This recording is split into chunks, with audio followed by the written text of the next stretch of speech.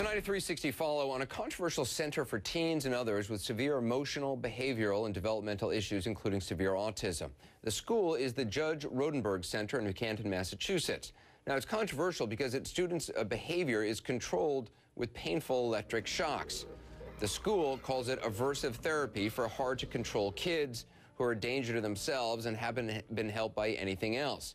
But a recently released video that the school fought hard to keep secret has renewed calls to close the school. We need to warn you, the video you're about to see is disturbing.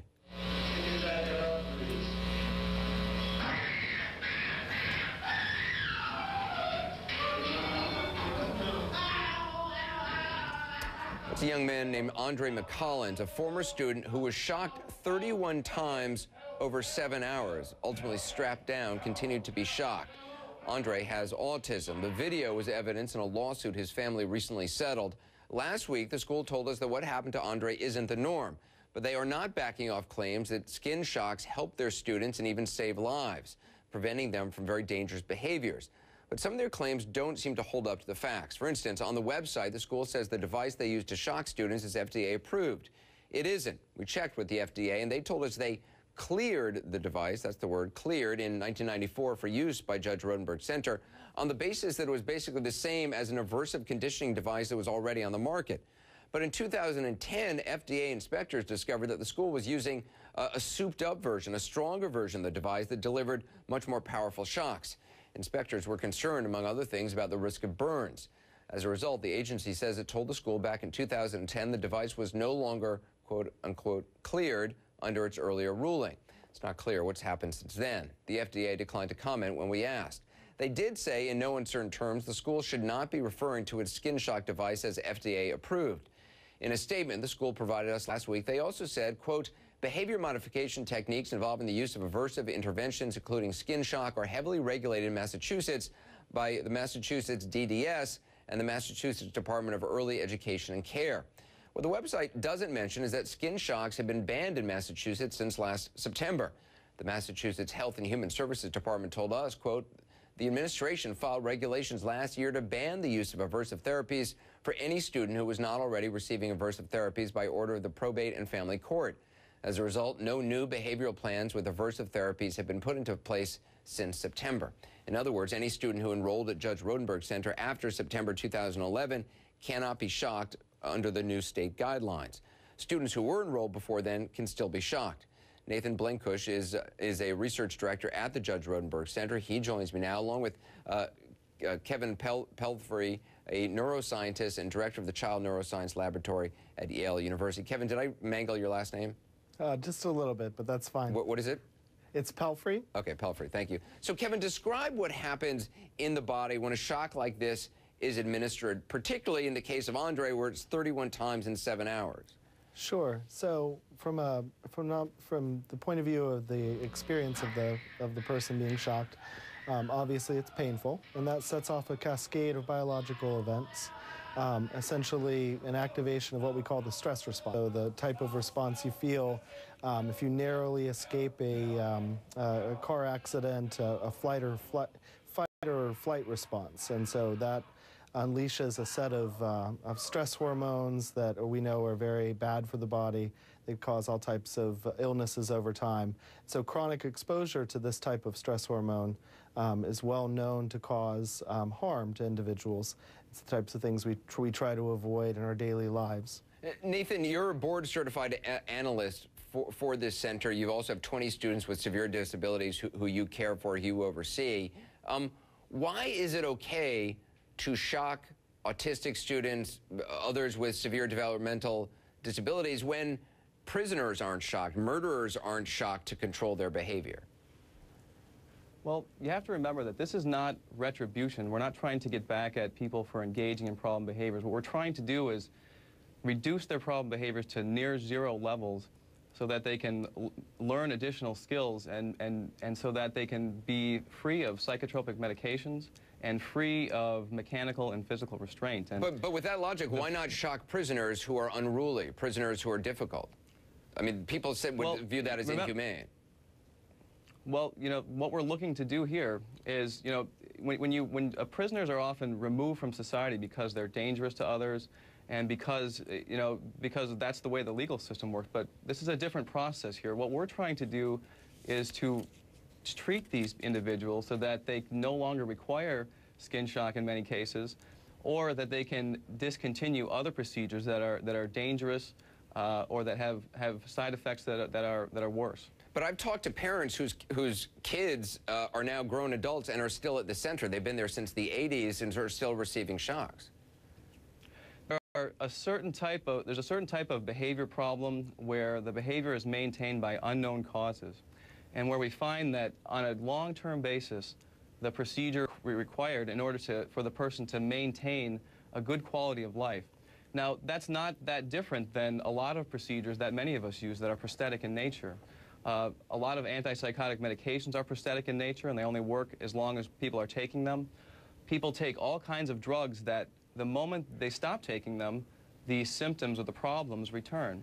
Now, if we can give someone that exhibits extraordinarily dangerous behavior problems, such as hitting their heads until they blind themselves, or pulling out all their own teeth, or physical aggression that's so severe that they injure everyone who cares for them, if we can eliminate those behaviors and that person can live has this been peer reviewed, though? Life.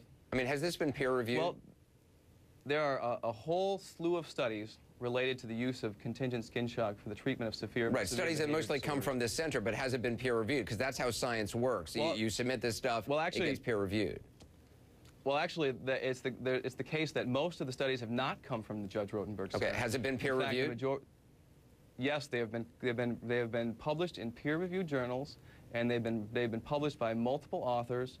And there's numerous papers that show that this procedure is safe, and that it's effective, and that the side effects are mostly positive in nature. Kevin, you not only study kids with autism, you're the father of 2 children with autism. If this has been peer reviewed, why is this the only center that does this? Well, I could have missed it, but I spent quite a bit of time today, my colleague Jamie McPartland and I, looking for peer-reviewed articles and all of the usual sources that we use to find biomedical research, and we just couldn't find anything that wasn't published online without peer review supporting the efficacy. And the other component was what we could find coming out online, again, not peer-reviewed, as far as we could tell, was not comparing this therapy to other therapies that don't have the experience of pain as a component, which would be absolutely critical to evaluate its scientific effectiveness. But Kevin, what supporters of the school say, look, these are kids or teens or even adults who no one else will accept, who have been other places, haven't worked out, they're violent in some cases, and are a danger to themselves, and this seems to control their behavior, whereas psychotropic medication, they gain weight, they're listless, they are, not themselves. I understand the point of view, but I would argue that given the long literature that goes back about 100 years in terms of behavioral research, we know that punishment in the long term does relatively little to affect behavior, again, in the long term. Once it's removed, behaviors come back. And it doesn't treat the underlying cause. So the psychotropic medications are designed to treat the underlying cause, the brain imbalances that lead to these behaviors. So they're biologically based, they're evidence-based. And they can be combined with behavioral techniques that are absolutely wonderful, that focus on reward and positive reinforcement. And the two combined, I would hypothesize, would work much better than simply using a form of punishment. Nathan, supporters of this say, well, look, it's like a bee sting, the electric shock. But first of all, bee stings are painful, especially if you're doing it 31 times in 7 hours, as was done to this student, Andre. There have been other cases of students shocked multiple times that have gone to court. And you've actually developed a device which is even stronger, because for some of the people, the lower levels of shock doesn't seem to work. Yeah, so what we want to do with all treatments is we want to weigh the risks and the benefits of the treatments that we're looking at. And so all treatments have a certain probability of success, they have certain side effects associated with them, and they have a certain efficacy. And going back to what the other speaker was talking about, first of all, I would be more than happy to share all of the peer-reviewed studies on this topic with him. Second of all, the people that are referred to our program have been on all of these types of procedures for decades. They've received early autism intervention, and they've received positive-only reinforcement procedures. They've received special education training, and they've been on massive doses of pharmacological agents that weren't effective and that didn't prevent them from engaging these behaviors, and that caused them to have obesity, that increased the risk of sudden cardiac death. Some people have come to our program, and because of the PRN medications they were given, they experienced neuroleptic malignant syndrome, where they had a seizure, and they had to go to the hospital, and one person nearly died because of these drugs. So I think if you look at it from a risk-benefit profile, the procedures like skin shock are extremely effective for those rare problem behaviors that can't be treated anywhere else, and they are far safer than the alternatives of long-term restraint, of high doses of antipsychotic medications. And remember, we're using this after all the procedures such as positive reinforcement procedures have been used and have failed for a number of years. So Nathan Blinkush, I appreciate you being on, and Kevin Pelfrey as well. Thank you very much. It's a difficult topic, obviously, and difficult. There's parents on both sides of this. Coming up, disturbing, racially charged statements from a school psychologist in Louisiana. He posted on Twitter that, quote, young black thugs, those were his words, should be, quote, put down like the dogs they are. This is a school psychologist. I'll tell you what's happened to him now. Details ahead.